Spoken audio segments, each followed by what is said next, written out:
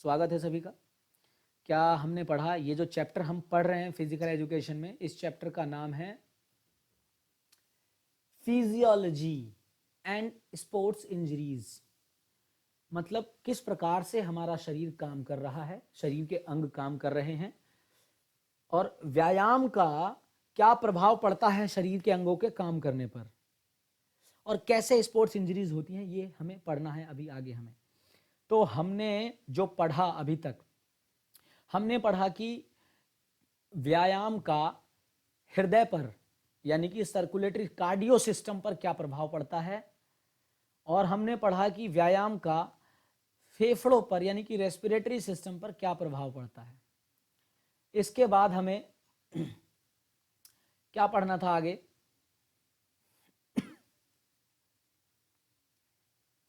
इसके बाद हमें पढ़ना है व्यायाम का मस्कुलर सिस्टम पे क्या प्रभाव पड़ता है, effect of exercise on muscular system, यानी कि आपकी मांसपेशियों पे क्या प्रभाव पड़ता है।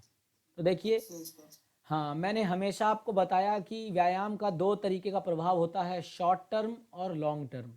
शॉर्ट टर्म मतलब वो प्रभाव जो तभी होता है जब आप व्यायाम कर रहे हैं उस समय, और लॉन्ग टर्म का प्रभाव वो होता है जो आप 2-4 साल 5 साल से व्यायाम कर रहे हैं, 10 साल से व्यायाम कर रहे हैं, और व्यायाम करने के कारण आपके शरीर में लंबा बदलाव आया, मतलब बहुत लंबे समय से आप एक्सरसाइज करते, ट्रेनिंग करते हैं, स्पोर्ट्स ट्रेनिंग करते हैं, उसके बाद आपके शरीर में जो बदलाव आया वो लॉन्ग टर्म इफेक्ट है। शॉर्ट टर्म में क्या होगा, जब आप एक्सरसाइज करेंगे तो आपके मांसपेशियों में खून का बहाव तेज हो जाएगा।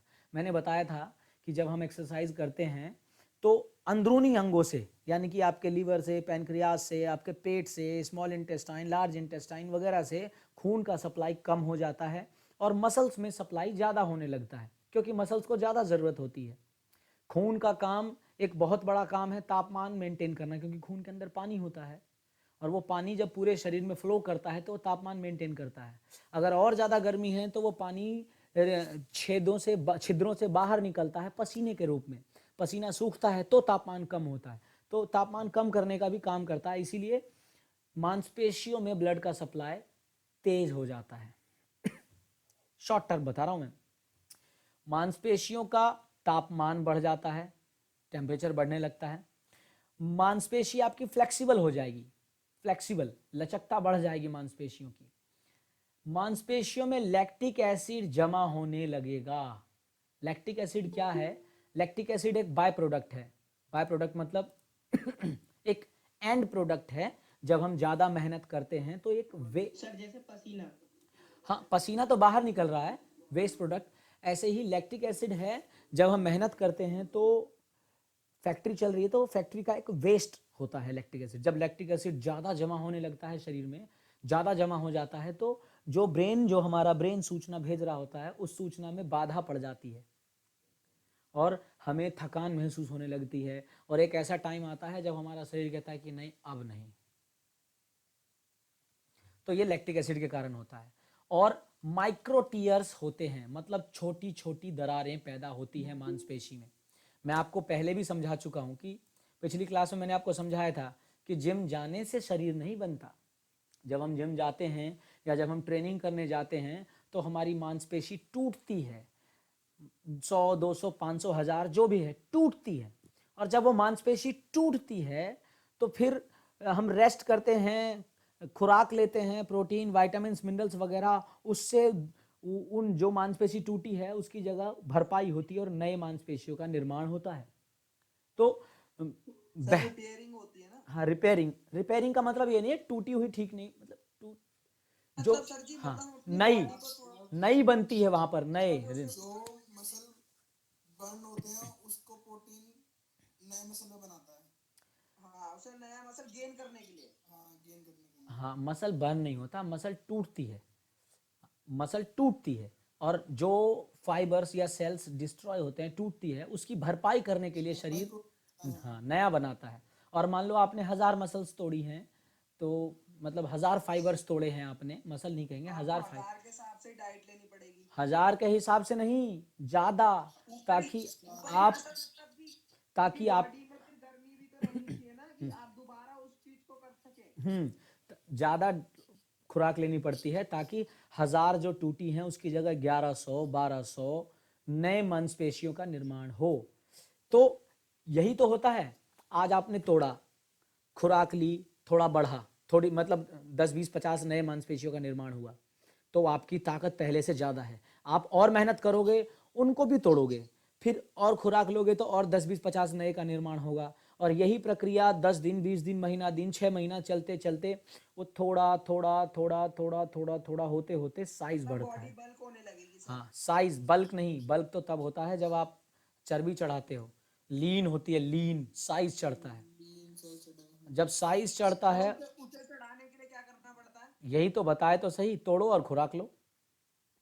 तो मतलब सर कितना ज्यादा खुराक लेना चाहिए, मतलब ये आपके हिसाब से? सर ये तो कैलोरीज के हिसाब से होता है ना। इतनी खुराक लो, इतनी खुराक लो कि आपकी सारी जो मतलब सारा जो शरीर का दर्द है वो एक दिन के अंदर में खत्म हो जाए। हाँ, वो खुद ही खत्म हो जाएगा, तो सारी भरपाई हो जाएगी तो दर्द खत्म हो जाएगा। एक दिन के अंदर खत्म हो जाए। अगर आपका वो दर्द 2 दिन 2.5 दिन तक जा रहा है, 3 दिन तक जा रहा है, इसका मतलब है कि थोड़ी कमजोर सी है। कम है डाइट, आपकी डाइट कम है, आप विटामिन्स मिनरल्स कम ले रहे हो, शरीर में टेस्टोस्टेरोन की मात्रा कम है। बर्बाद करते हैं टेस्टोस्टेरोन लड़के। देखो, जब जब शरीर में धीरे धीरे मांसपेशी बढ़ती है तो लॉन्ग टर्म इफेक्ट बता रहा हूं। लॉन्ग टर्म में क्या होगा? Muscle hypertrophy. हाइपरट्रॉफी, हाइपरट्रॉफी का मतलब होता है साइज बढ़ना, साइज बढ़ना। अब ये साइज सिर्फ मसल्स का ही नहीं, मतलब ये बाहरी मसल का ही नहीं, बाइसेप्स ट्राइसेप्स का ही नहीं, अंदरूनी मसल्स का भी। हृदय काम करता है, आपका हार्ट काम करता है तो हार्ट का भी साइज बढ़ता है। अगर हार्ट के मसल्स का साइज बढ़ेगा तो उसको हम बोलेंगे कार्डियक। जब हार्ट के मसल का साइज, कार्डियक हाइपरट्रॉफी। क्या हो रहा है? Cardiac hypertrophy. सर ये इसका दोबारा बताना है, लैक्टो एसिड क्या है एग्जैक्ट? हाँ, लैक्टो एसिड जो बताया था आपने, एग्जैक्ट है क्या? ये वेस्ट प्रोडक्ट है। जब हमारा शरीर कम ऑक्सीजन में काम करने लगे तो ये लैक्टिक एसिड बनता है। इसी लैक्टिक एसिड के कारण आपकी मांसपेशियों में दर्द महसूस होता है आपको 1 दिन बाद 2 दिन बाद। जितना हैवी ट्रेनिंग करोगे उतना ज़्यादा लैक्टिक एसिड बनेगा और जमा होगा शरीर में, उतना ही आपको दर्द होगा। लेकिन खुराक लेनी है, मसाज करना है। लैक्टिक एसिड ऐसे ही नहीं खत्म हो जाता, दर्द ऐसे ही नहीं खत्म हो जाता। थोड़ा थोड़ा मसाज करो शरीर पर, थोड़ी वार्म बाथ लो, हीट बाथ लो, धूप में रहो। रहनी चाहिए। हाँ, बॉडी बिल्कुल रेस्ट लेके, अगर बिल्कुल मतलब आज तुमने ट्रेनिंग की है और सो ही रहे हो 4 दिन से, तो शरीर का दर्द मतलब 2 दिन, फिर तो वो हफ्ता भर दर्द बन जाएगा हाँ बॉडी में। हाँ, थोड़ा थोड़ा वॉकिंग करो, थोड़ा मसाज करवाओ, तेल वेल रगड़ो, थोड़ा धूप में बैठो, थोड़ा हॉट बाथ लो, तो फिर खून का सप्लाई होता है तभी ठीक होता है। तो लॉन्ग टर्म इफेक्ट में क्या होगा? Muscle hypertrophy. और क्या होगा? आपके लिगामेंट्स और टेंडन्स की ताकत बढ़ जाएगी, जो हड्डियों को जोड़ के रखती हैं और मसल्स को जोड़ के रखती हैं। आपके मसल्स में माइटोकॉन्ड्रिया की मात्रा बढ़ जाएगी। माइटोकॉन्ड्रिया का क्या काम है? माइटोकॉन्ड्रिया का काम है एनर्जी देना। तो जितने ज़्यादा माइटोकॉन्ड्रिया उतना ही ज़्यादा आपको एनर्जी मिलेगा। मायोग्लोबिन का स्टोर बढ़ जाएगा। मायोग्लोबिन का स्टोर बढ़ने के कारण ही मसल हाइपरट्रॉफी होती है, समझे? मायोग्लोबिन मांसपेशियों में जब ज़्यादा ज़्यादा ज़्यादा जमा होने लगता है, मायोग्लोबिन क्या है? एक प्रकार का प्रोटीन है। फिर ग्लाइकोजन स्टोरेज बढ़ेगा। ग्लाइकोजन, आप जानते हो जब आप खाना खाते हैं तो उसमें ग्लूकोज होता है, कार्बोहाइड्रेट होता है। वो कार्बोहाइड्रेट पचता है तो ग्लूकोज बनता है। उस ग्लूकोज को तोड़ के आपको एनर्जी मिलती है। जब आपने बहुत ज़्यादा कार्बोहाइड्रेट लिया, यानी कि ज़रूरत से ज़्यादा चावल खाया, ज़रूरत से ज़्यादा रोटी खाई, तो ज़्यादा ग्लूकोज होगा आपके शरीर में। तो उस ग्लूकोज को फिर हमारा लीवर जमा करता है। इसलिए जमा करता है ताकि जब आप 2-4 घंटे, 6 घंटे, 10 घंटे, 1 दिन तक ना खाओ तो वो फिर जो जमा है उसको खर्च करता है और आपको चलायमान बनाए रखता है। तो जो लीवर है, अगर पानी बढ़ाना हो, हमें मतलब थोड़ा सा होता है ना बॉडी में पानी बढ़ाने के लिए, तो हमें क्या क्या खाना चाहिए इस हिसाब से? या तो पानी वाले फल खाओ खूब सारे, या, या तो पानी वाले फल खाओ, या फिर तुम पानी अधिक पियो इलेक्ट्रोलाइट्स मिला के। इलेक्ट्रोलाइट्स मिला के, बिना इलेक्ट्रोलाइट्स मिलाए पानी मत पीना ज़्यादा। क्योंकि अगर तुम बहुत ज़्यादा पानी पियोगे तो बहुत ज़्यादा यूरिन होगा, बहुत ज़्यादा पेशाब करोगे और यूरिन में ज़्यादा मिनरल्स निकलेगा आपके शरीर से, तो आपके शरीर में मिनरल्स की कमी होगी। इसीलिए अगर आप अधिक मात्रा में पानी पीते हो, ज़रूरत से ज़्यादा 8 गिलास 10 गिलास, मतलब एक दिन का 4 लीटर 5 लीटर पानी अगर आप पी रहे हो, तो इलेक्ट्रोलाइट्स मिला के, या मतलब पूरे दिन में कम से कम एक आध बार तो इलेक्ट्रोलाइट्स या नींबू पानी का घोल वगैरह, चीनी वीनी नमक वमक मिला के पियो, ताकि मिनरल्स की कमी ना हो शरीर में। या फिर पानी वाला फल, जैसे मैं करता हूँ, अभी गर्मियाँ शुरू होंगी तो लगभग 2 महीने तरबूज और खरबूज ठोक के आएगा, सस्ता बिल्कुल, तरबूज और खरबूज ठोक के पियो। अभी 5 महीने चल रहा है संतरा और कीनू, सस्ता आता है कीनू, बहुत सस्ता हो जाता है, 15-15 रुपये किलो मिलता है मंडी में। एक बार में उठा के ले आता हूँ मैं, एक बार में 100-100 किलो, 10 दिन जूस पीते हैं उसका। तो लिक्विड का लिक्विड, कैलोरी का कैलोरी, विटामिन सी, फॉस्फोरस, ये सब चीज़ शरीर में चलता है। एक वक्त की रोटी कम कर दो, अपने आप भूख भी नहीं लगती भाई, पेट भी साफ, अंदर से लीवर, पैनक्रियाज, इंटेस्टाइन, किडनी विडनी सब साफ, बढ़िया। लीवर ठंडा करने के लिए छाछ पीने से मतलब लीवर ठंडा हो जाता है? हाँ, हर वो चीज़ जिसकी तासीर ठंडी है पियोगे तो ठंडा होगा, समझे। हर वो चीज़। अब सर्दियों में भाई, अभी सर्दियाँ चल रही हैं, तो आपको ऐसे ही फल मिलेंगे जिसकी तासीर ठंडी होगी, क्योंकि ये कुदरत है भाई। अभी कुदरत ऐसे फल कहाँ से पैदा करेगी जिसकी तासीर गर्म है? ऐसे ही गर्मियों में ऐसे ही फल मिलेंगे जिसकी तासीर गर्म है, जैसे आम। हाँ, आम आम सबसे ज़्यादा गर्म। तो कुदरत है भाई, कहाँ से ठंडा दे देगी तुम्हें? लोग कहते हैं भाई गर्मी है इतनी आम खा रहा है, अबे गर्मी में पैदा हो रहा है तो गर्मी में ही तो खाऊंगा, उसे क्या रख के ठंडे में खाऊंगा। वो नुकसान और करेगा जब कोल्ड स्टोर से निकाल के खाते हैं। अभी भी मिल जाएगा तुम्हें आम, कहीं कोल्ड स्टोर वाला नुकसान करेगा। मतलब स्टोमक पे ना बहुत ज्यादा वो बेकार कर देता है पेट। हाँ, पर ये मैं ज़रूर कहूँगा कि लोग आम खाते हैं तो आम कार्बाइड में पकाया जाता है या इथाइलिन पाउच में के कारण। सर, वो जो गरम तो सा पाउडर, हाँ, पत्थर सा होता है पाउडर उसको इसीलिए कभी भी आम लाओ तो उसको एक दिन फ्रिज में छोड़ो, ताकि फ्रिज उसकी सारी गर्मी काट दे, उसके बाद फिर उसको निकाल के खाओ, नुकसान बिल्कुल नहीं करेगा। एक दिन पानी में छोड़ दे तो हाँ, भी चलेगा? चलेगा, पानी में छोड़ दो चलेगा, तो भी गर्मी काटेगा। पर मैं पानी नहीं प्रेफर करता हूँ, क्योंकि कई बार वो थोड़ा बहुत पानी को सोख लेता है, तो पानी वाला स्वाद बनने की संभावना रहती है, समझे। इसलिए उसे फ्रिज में छोड़ता हूँ। आजकल तो ऐसे फ्रिज आते हैं जिसमें इथाइलिन रिमूवर होता है वो। खैर, अबे खुराक वुराक की बात करोगे तो लंबा खींचे चले जाओगे, खत्म ही ना होगे। एक दिन ऐसी क्लास रखो जिसमें सब अपनी डाइट के बारे में बता। अरे सब क्लास में बीच बीच में थोड़ा थोड़ा पूछे रहो, ये फिजिकल एजुकेशन की क्लास है भैया, इसमें नहीं पूछोगे तो किस में पूछोगे? हाँ, इसमें नहीं पूछोगे तो किस में पूछोगे? और कोई दिक्कत नहीं है, मेरे पास जो ज्ञान है वो तुम्हारे लिए ही है, बच्चों के लिए ही है, मुझे वो देना है भाई। हाँ, चलो आगे देखें। Increase in oxidation and metabolism. Increase in oxidation and metabolism का मतलब होता है कि शरीर तेजी से ऊर्जा खर्च करता है। मतलब जो व्यक्ति लंबे समय से ट्रेनिंग कर रहा है, बढ़िया ट्रेनिंग कर रहा है, उसका शरीर ज़्यादा मोटा नहीं होगा, ज़्यादा मोटा थुलथुला नहीं होगा उसका शरीर, क्योंकि उसका शरीर ऑटोमेटिकली ज़्यादा ऊर्जा खर्च करता है। ट्रेनिंग करने जाएगा तब तो बहुत ज़्यादा करेगा ही, और जब ट्रेनिंग नहीं भी कर रहा होगा तो भी उसका शरीर ज़्यादा ऊर्जा खर्च करता है, डिमांड बढ़ी रहती है उसकी, इसलिए वो अपना ठीक रहता है, ज़्यादा मोटा भी नहीं, ज़्यादा दुबला पतला भी नहीं। Increase in lactic acid tolerance, मतलब जब आप, अब सोचो, यहीं से समझना, मैं मान लो 1 आध साल 6 महीने से 1 आध साल से ट्रेनिंग नहीं कर रहा हूँ, अब मैं सच में नहीं कर रहा हूँ, और अब मैं मतलब खेलता हूँ पर जिम नहीं कर रहा, वेट ट्रेनिंग नहीं कर रहा। अब आज मैं अगर वेट ट्रेनिंग करने जाऊँ तो मुझे बहुत हल्का वेट से शुरू करना पड़ेगा, अगर मैं थोड़ा भारी वेट उठा लूँगा मैं तो मांसपेशी टूटेगी और लैक्टिक एसिड ज़्यादा तेज़ी से बनेगा शरीर में, तो मुझे दर्द होगा कई दिन। लेकिन यही मैं रोज रोज रोज रोज ट्रेनिंग करता रहूं रेगुलर, का भी चांस हो जाता है ना? हाँ बिल्कुल। तो अगर मैं रोज ट्रेनिंग करूं और महीना 2 महीना में रूटीन में आ जाऊं, तो फिर क्या होगा, हैवी वेट मारने के बाद भी ज़्यादा से ज़्यादा मुझे 24 घंटे दर्द होगा, मतलब अगले दिन दर्द रहेगा, ज़्यादा नहीं रहेगा। पर आज मैं अगर हैवी वेट कर दूं तो हो सकता है 3 दिन 4 दिन तक दर्द बना रहे, क्योंकि जब हम लंबे समय तक ट्रेनिंग करते हैं तो हमारी बॉडी टॉलरेट हो जाती है, मतलब टॉलरेंस बढ़ जाता है उसका, लैक्टिक एसिड को वो सहने लगती है, न ज़्यादा जमा होने देगी, और अगर जमा भी होगा तो उसे जल्दी से तोड़ के हटा देगी। तो ये लॉन्ग टर्म इफेक्ट है एक्सरसाइज करने का मांसपेशियों पे, समझे। अब जो मैंने बताया वो सब यहीं लिखा हुआ है। शॉर्ट टर्म में कि ऑक्सीजन का ब्लड का सप्लाई तेज हो जाता है, मसल का टेम्परेचर बढ़ जाता है, मसल की फ्लेक्सिबिलिटी बढ़ जाती है, लैक्टिक एसिड जमा होने लगता है और छोटी छोटी दरारें पड़ जाती हैं मांसपेशियों में। ठीक है। देखो क्या सर मैं समझा? एक चीज पूछना था हम्म।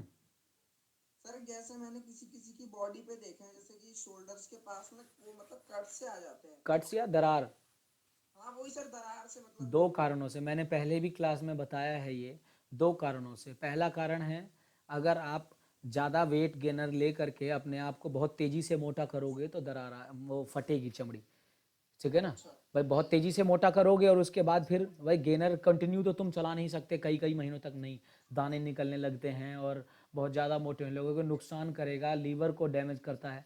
तो गेनर का होता है थोड़ा चलाओ फिर कुछ दिन छोड़ो, फिर थोड़ा चलाओ फिर कुछ दिन छोड़ो, ये प्रक्रिया होती है गेनर की। तो जब अचानक से 5-10 किलो की बाल्टी खा के अपने आप को मोटा कर लोगे, 10-12-15 किलो वजन बढ़ा लोगे और जब पतले होगे तो दरार दिखेगी, पहला कारण। और दूसरा कारण कि वो व्यक्ति जो सीधा एक्सरसाइज करने पहुंचते हैं, जिम करने पहुंचते हैं और डायरेक्ट वेट उठाना शुरू करते हैं, मतलब डायरेक्ट पुशअप्स या चिनअप से वार्म अप शुरू करते हैं, उनके भी दरार पड़ने की संभावना रहती है।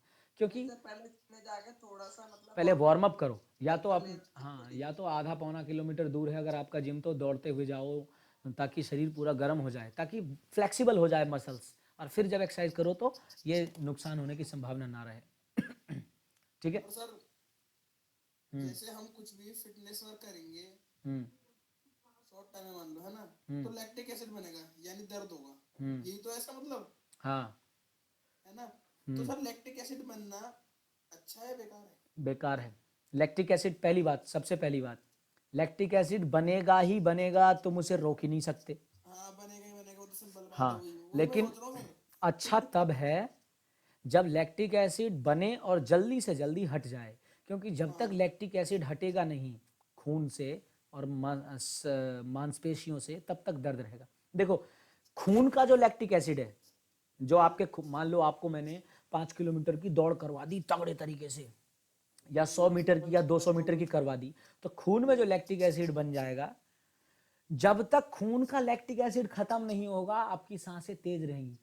इसीलिए हाँ इसीलिए 100 मीटर 200 मीटर दौड़ने के बाद जब आप रुकते हो तो 1-1 2-2 मिनट तक आपकी सर हाँ। सांस तेज रहती है। Yes sir. आपकी सांस तब तक तेज रहेगी, तब तक आप ज्यादा ऑक्सीजन लेते रहोगे, जब तक कि खून का लैक्टिक एसिड खत्म ना हो जाए यस और सर। मसल्स का लैक्टिक एसिड बचा रह जाता है। वैसे तो देखो, लैक्टिक एसिड जल्दी खत्म हो जाना चाहिए, मतलब मैक्सिमम टाइम 8 घंटे, मैक्सिमम टाइम, मैक्सिमम 20 मिनट तक, 20 मिनट के अंदर अंदर लैक्टिक एसिड खत्म होने लगता है, मतलब खून का तो जल्दी ही खत्म हो जाता है और मसल्स का भी खत्म होने लगता है। लेकिन अब किसी का शरीर बिल्कुल नहीं लोड ले रहा है तो मैक्सिमम टाइम 8 घंटे तक खत्म हो जाना चाहिए। और अगर नहीं खत्म हो रहा है तो इसका मतलब देखो मसल्स में टीयर भी बहुत हुए हैं, दरारें भी पड़ी हैं, फटा भी है, वो सब ठीक होने में टाइम लगता है। देखो लॉन्ग टर्म में वही लिखा है, मांसपेशियों का हाइपरट्रॉफी यानी कि साइज बढ़ेगा, हाँ वही सर। टेंडन्स और लिगामेंट्स मजबूत होंगे, है ना, माइटोकॉन्ड्रिया का साइज बढ़ेगा, मायोग्लोबिन का स्टोरेज बढ़ जाएगा ताकि ऑक्सीजन ज़्यादा ट्रांसफ़र हो सके, है ना। ग्लाइकोजन का स्टोर बढ़ जाएगा, ऑक्सीडेशन तेज़ी से होगा, मेटाबॉलिज्म तेज़ी से होगा ताकि शरीर ज़्यादा से ज़्यादा एनर्जी खर्च करे, फैट भी कम हो शरीर पर, और लैक्टिक एसिड टॉलरेंस भी बढ़ जाएगा शरीर में। अब देखो प्रश्न में क्या कह रहा है, देखिए कौन जुड़ रहा भैया 11:15 में,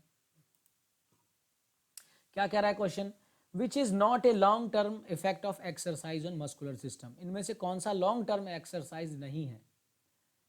ये है, ये है, ये है, ये नहीं है। इंक्रीज ब्लड सप्लाई, क्योंकि ये ब्लड सप्लाई तो तभी तेज होता है जब हम तुरंत एक्सरसाइज कर रहे हो। हाँ सर। फिर क्या है, which is not a short term exercise effect of exercise, short term lactic acid जमा होना ये है, माइक्रो टीयर्स ये है, मसल टेम्परेचर बढ़ना ये है, increase in lactic acid tolerance ये नहीं है, क्योंकि ये तो लंबे समय के बाद होता है।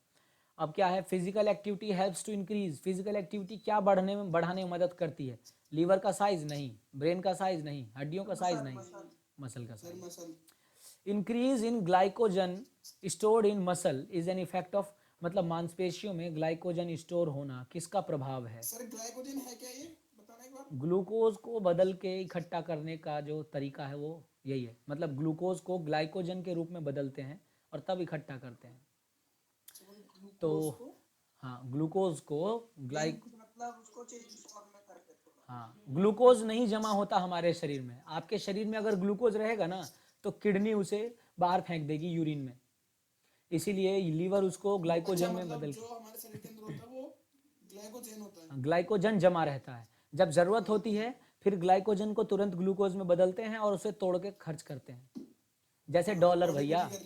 हाँ, रुपया नहीं जमा होगा, डॉलर जमा होगा, जब जरूरत है तो डॉलर को रुपया में बदलो और खर्च करो। हाँ वही सिंपल बात है। हाँ ठीक है, तो ग्लाइकोजन स्टोर किसके कारण होता है? एरोबिक ट्रेनिंग के कारण भी होता है, एनारोबिक के कारण भी होता है, क्रॉस ट्रेनिंग के कारण भी होता है, ये अबव ऑल सबके कारण। चलो अब क्या है, अबे कौन है यार ये?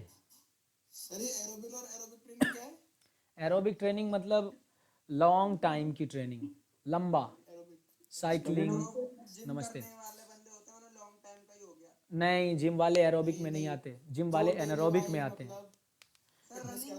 हाँ, जिम में अगर एरोबिक करना है, हाँ जिम में अगर एरोबिक करना है तो उसके लिए अलग कम, मतलब बढ़िया जिम लोगे जिसकी 1200-1500 रुपये या 2000 रुपये महीने का सब्सक्रिप्शन होगा उसका, अगर तो आपको, हाँ तो आपको दिखेगा कि वो अलग, एक अलग उनका पूरा चैम्बर होता है, बड़ा सा हॉल जैसा जिसमें कार्डियो होता है, वो बॉक्सिंग पैड, पंचिंग वंचिंग, रस्सी वस्सी और ये सब होता है, वो एरोबिक में आ गया। हाँ हाँ हाँ, वो एरोबिक में आता है। बाकी वेट ट्रेनिंग वगैरह एनारोबिक में आता है। एरोबिक में आपको साइकिलिंग हो गई, लॉन्ग रनिंग हो गई, ये सब। और एनारोबिक में आपका आ गया फुटबॉल खेल रहे हो, पंचिंग कर रहे हो, आपका वेट ट्रेनिंग कर रहे हो, ये सब एनारोबिक में। अभी क्या है, physiological changes due to ageing, यानी कि उम्र बढ़ने के साथ साथ क्या क्या बदलाव आते हैं शरीर में। पूछो। फिजियोलॉजी क्या होता है? फिजियोलॉजी मतलब हमारा शरीर का अंग कैसे काम कर रहा है, हमारा दिल कैसे काम कर रहा है, हमारा लीवर कैसे काम कर रहा है, हमारे फेफड़े कैसे काम कर रहे हैं, हमारा आंत कैसे काम कर रहा है, समझ रहे हो, अंदर का सारा सिस्टम। तो अब देखो क्या बदलाव आते हैं, जैसे जैसे उम्र बढ़ती जाती है बहुत सारे डीजेनरेशन होता है। डीजेनरेशन मतलब अंगों की क्षमता घटती जाती है, सारे अंगों की क्षमता घटती जाती है उम्र बढ़ने के साथ साथ। हाँ, टिश्यू कम होते जाते हैं। कम नहीं होते, वो बूढ़े होते हैं भैया, उनके हाँ खत्म होने चालू हो जाते हैं ना टिश्यू भी।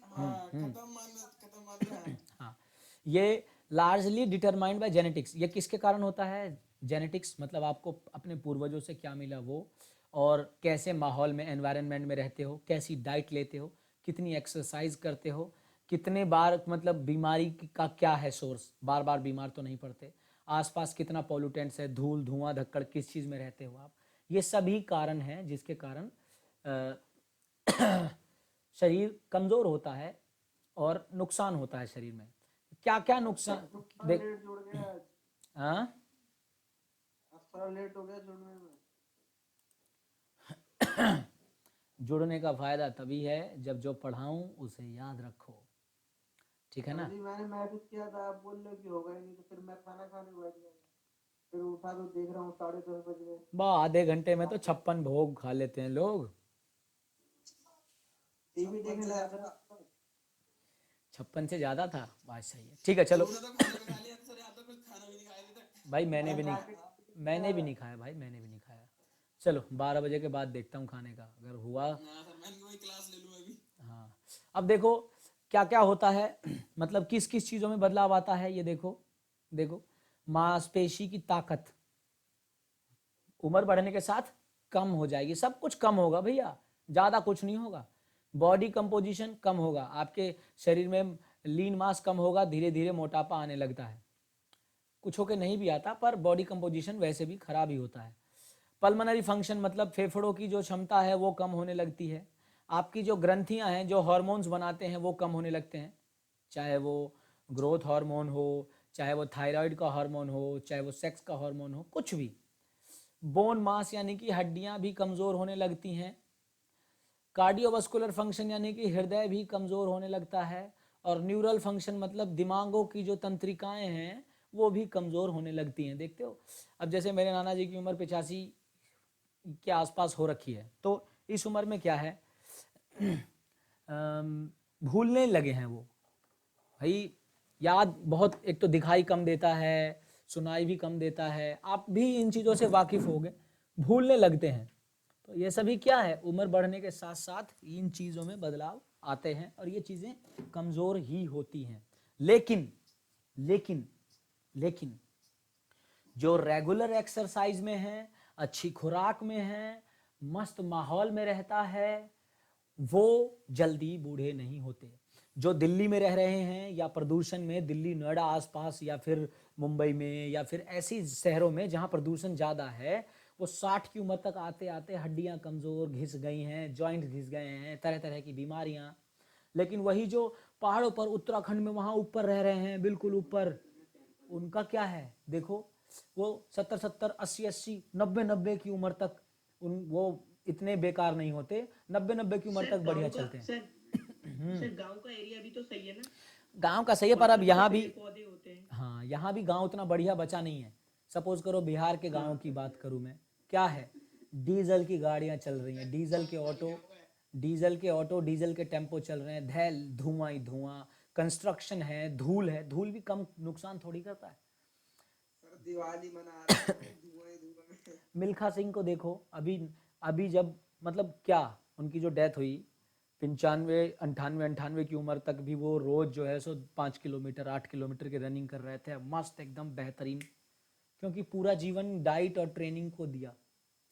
जो गिलगिटिस्तान है, गिलगिटिस्तान वो हिस्सा कश्मीर का जो पाकिस्तान ने कब्जा रखा है, उस हिस्से में मतलब मुस्लिम एरिया है वो, लेकिन वहाँ पर जो लोग रहते हैं उनकी जो मेन खुराक है वो ड्राई फ्रूट्स, अंजीर वगैरह, मतलब मेन यही खुराक है वहाँ पर।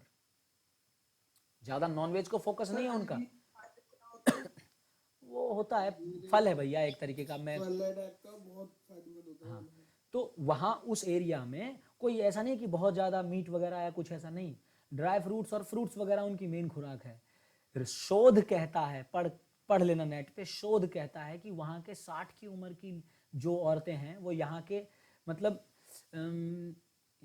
अगर वहाँ कहना चाह रहा हूँ कि यहाँ की औरतें अगर 60 या 65 की उम्र में हो जाएंगी, बिल्कुल बूढ़ी ढल, और वहाँ की अब जो हालत यहाँ के 60-60, 65-65 की उम्र की है, वो 10 साल 20 साल ज़्यादा भी होंगी ना अगर वहाँ की औरतें, तो भी इतना। अरे आवाज़ बंद करो भाई, किसका माइक ऑन है? माइक बंद कर ले। समझ रहे हो, यहाँ की औरत अगर कोई, सिर्फ औरत की ही बात नहीं कर रहा हूँ मैं, आदमियों की भी बात कर रहा हूँ, कि 40 की उम्र में अगर यहाँ जो हालत ख़राब होने लगती है, वहाँ वो 60 की उम्र में भी नहीं होते, वो 65-70 की उम्र में भी नहीं होते। क्योंकि मतलब दिल्ली छोड़ के भाग जाऊँ मैं? भाई दिल्ली या शहर में कोई क्यों है, सिर्फ रोजगार के लिए, पैसे की भूख। मैं क्यों हूँ, क्योंकि यहाँ पर रोजगार है मेरा। पैसों के लिए सर? हाँ, पैसों, रोजगार है, अगर आप उससे थोड़ा समझौता करते हो तो आप किसी बेहतर जगह पे जाके रह सकते। खैर चलो आगे। ये तो तय है कि 60 की उम्र आते आते जाने कितनी परेशानियां होंगी शरीर में, क्या होगा क्या नहीं कोई नहीं जानता। आपको क्या होगा? बिल्कुल होगा। अरे भैया डाइट से फर्क नहीं पड़ता ना, रोज तो मैं धुआं पी रहा हूँ, रोज तो पॉल्यूशन में ही जी रहा हूँ। सर आपकी एज कितनी है अभी? 30। सर जी अभी तो पूरी रह रही है 30। हाँ अभी तो पूरा ही रह रहा है। ठीक है, मस्कुलर स्ट्रेंथ क्या पढ़ाना था, हाँ, अब जो भी मैंने वो बताया उसकी ये, उसको ये डिटेल दे रहे हैं कि देखो, हाँ हाँ, कि जो आपकी जो ताकत है, मैक्सिमम ताकत है पुरुषों की, महिलाओं की, वो 20 से 40 की उम्र तक रहती है, और जैसे जैसे 40 की उम्र पार होने लगती है, धीरे धीरे मांसपेशियों की ताकत घटने लगती है, मांसपेशियाँ आपकी कमज़ोर होने लगती हैं, ठीक है ना, वो बात नहीं रह जाती जो पहले थी 20 से 40 की उम्र में। समझे, देखो क्या लिखा है, ए 40 to 50% reduction in muscle mass from muscle fibre atrophy, और एट्रोफी मतलब घटना, मतलब 40 से 50% तक मसल मास घट जाता है। और मतलब actually loss of motor units between ages 25 and 80 is primarily caused of reduce strength. ये जो मसल मास घटने का कारण है, यानी कि जो अभी इस उम्र में मेरे पास मसल है या 40 तक की उम्र में जो मसल रहेगा वो मसल मास नहीं रहेगा बढ़ती उम्र में, 50-60 की उम्र में। जैसे जैसे मसल मास घटेगा मेरा, वैसे वैसे फिजिकल स्ट्रेंथ कम हो जाएगी। वैसे भी आप देखते हो, मैं जब बहुत हैवी ट्रेनिंग किया करता था तो 100 किलो 150 किलो बहुत कोई बड़ी बात नहीं थी। दोनों बगल में दबा लिए 20-20 लीटर की बोतल सिर पे भी रख लो, इतना कोई बड़ी बात नहीं थी। लेकिन जैसे जैसे मसल मास घटेगा पावर घट जाएगी। सारा खेल मसल्स का है। मैंने उस दिन भी बताया था आपको कि भैया जो ज़्यादा लंबा है, जिसकी हाइट 6-6.5 फुट 7 फुट है, उसकी मांसपेशियां भी लंबी होंगी, वो फोर्स भी ज़्यादा लगाएगा, उसकी स्ट्रेंथ भी ज़्यादा होगी, सब कुछ।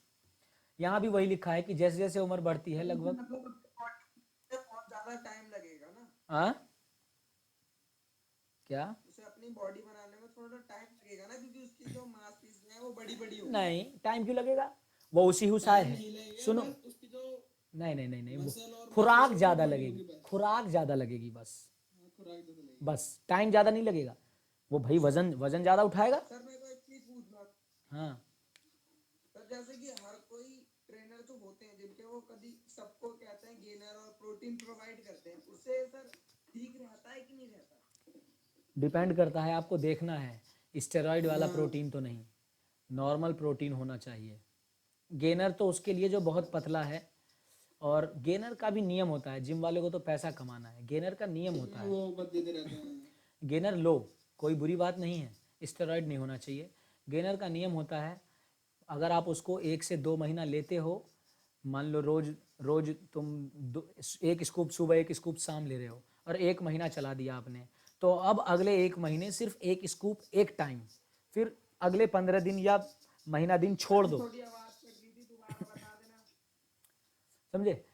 तो अगले 15 दिन छोड़ दो उसको, ताकि पहले महीने तुमने 2 टाइम लिया, फिर अगले महीने, माइक बंद करो ना, किसका खुला हुआ है, दूसरे महीने 1 टाइम लो, और अगले महीने ड्रॉप कर दो, ताकि आपका लीवर डिटॉक्सिफाई हो जाए, आपके अंग खाली हो जाए। तब तक थोड़ा घटोगे आप, थोड़ी एक्सरसाइज करो, काटो, लीन मास बनाओ, फिर दोबारा महीना 2 महीने बाद फिर थोड़ा चलाओ, अगर आपको लगता है कि मैं घट गया हूँ तो फिर चलाओ। ऐसा नहीं है लगातार हर महीने दोनों टाइम नहीं लेना, लेना है पहले। उससे फिर बॉडी पे चर्बी चढ़ जाती है ज्यादा।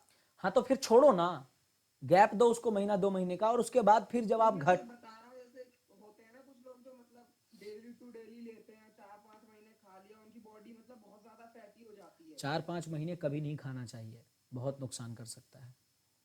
सर ज्यादा फैटी बॉडी होने से नुकसान होता है। गेनर लेने का अधिक से अधिक 3 महीना, मैं तो कभी 3 महीना भी सजेस्ट नहीं करता जल्दी, पर अधिक से अधिक 3 महीना, उसके बाद रेस्ट दो बॉडी को हर हाल में, गेनर वेनर छोड़ो कुछ महीने, ताकि बॉडी दोबारा डिटॉक्सिफाई हो, नॉर्मल खुराक पे आओ, डाइट पे आओ। खैर चलो जो भी बातें मैंने बताई वो सब यहाँ लिखा हुआ है कि न्यूरल फंक्शन घट जाता है, मतलब मांसपेशी की क्षमता घट जाती है, दिमाग के तंत्रिकाओं की क्षमता घट जाती है, लगभग 40% क्षमता घट जाती है स्पाइनल कॉर्ड एक्सॉन्स की, और 10% जो डिक्लाइन होता है nerve condition velocity reflects the cumulative effects of ageing on central nervous system, मतलब हाँ 40% स्पाइनल कॉर्ड की जो क्षमता है घट जाती है, और 10% लगभग ब्रेन की। तो पूरा पूरा आपको नजर आएगा कि आप जो सिंपल रिएक्शन है और कॉम्प्लेक्स रिएक्शन है वो करने में आपको दिक्कत होगी। ज़्यादा बढ़ती उम्र के बाद, अब ये तो सारी चीज़ें बहुत अच्छे से स्पोर्ट्स ट्रेनिंग में एक्सप्लेन की थी मैंने स्पोर्ट्स ट्रेनिंग अगर पढ़ा हो तो सब समझ में आएगा आपको आसानी से। एंडोक्राइन चेंज होता है, यानी कि हार्मोन्स जो हैं वो भी घटने लगते हैं। अब हार्मोन्स घटेंगे तो आपके शरीर में प्रोटीन का निर्माण घट जाएगा, है ना, और टेस्टोस्टेरोन की मात्रा अगर घटने लगी शरीर में तो जो मसल बिल्डिंग है वो घट जाएगा। जो थायराइड ग्लैंड जो पैदा करता है थायरॉक्सिन हार्मोन, अगर थायरॉक्सिन हार्मोन की मात्रा घटने लगी शरीर में तो आपका मेटाबॉलिज्म खराब कम हो जाएगा। समझे? तो प्रभाव पड़ता है, इसीलिए धीरे धीरे सारा ही शरीर डाउन जाता है। वही बात यहाँ कर रहा है जो मैंने अभी आपको समझाया, सारा ही शरीर धीरे धीरे डाउन हो जाता है। देखो क्या लिखा है, आदमी और औरत अपनी मैक्सिमम स्ट्रेंथ किस उम्र में पा लेते हैं? 20 से 40 की उम्र में। अभी पढ़ा हमने, है ना। क्या लिखा है? It is a measure of amount of minerals, यानी कि calcium and phosphorus contain in certain volume of bone.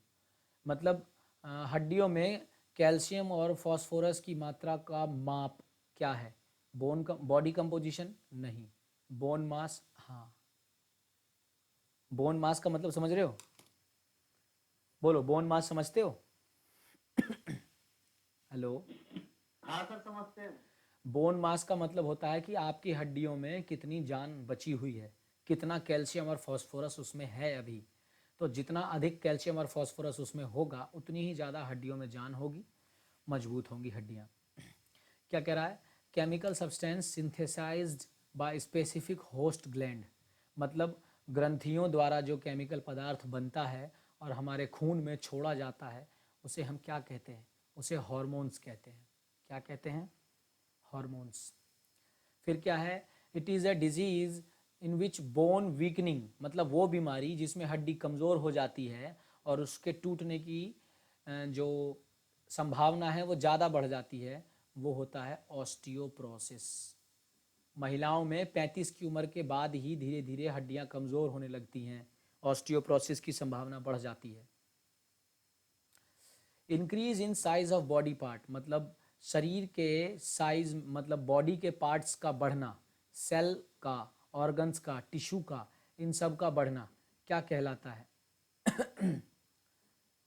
Myopia नहीं, अट्रॉफी, सॉरी डिक्रीज पूछा है, डिक्रीज, घटना, घटना क्या कहलाता है? एट्रॉफी। अगर बढ़ना पूछता तो हम क्या बताते? बढ़ना किसे कहते हैं? हाइपरट्रॉफी। हाँ जी, बढ़ना का मतलब हाइपरट्रॉफी और घटना का अट्रॉफी। ठीक है, ये क्वेश्चंस हो गए। अब हमें स्पोर्ट्स इंजरीज शुरू करना है, ये हम अगली क्लास में शुरू करेंगे। एक क्लास में स्पोर्ट्स इंजरीज खत्म हो जाएगा, ठीक है ना। तो अगली क्लास में चैप्टर पूरा करवाऊंगा। मैं सबसे बार बार कह रहा हूँ, जिसे समझ में आया बहुत अच्छा, नहीं आया वो दोबारा वीडियो जो रिकॉर्डेड वीडियो भेजूंगा उसे ज़रूर देख लेना ताकि अच्छे से समझ में आ जाए। Okay sir. ये ऑस्टियोपोरोसिस क्या होता है? हड्डियां कमज़ोर होने लगती हैं, हड्डियां कमज़ोर होने लगती हैं। ऑस्टियोप्रोसिस का मतलब हड्डियां कमज़ोर होने लगती हैं, ठीक है ना।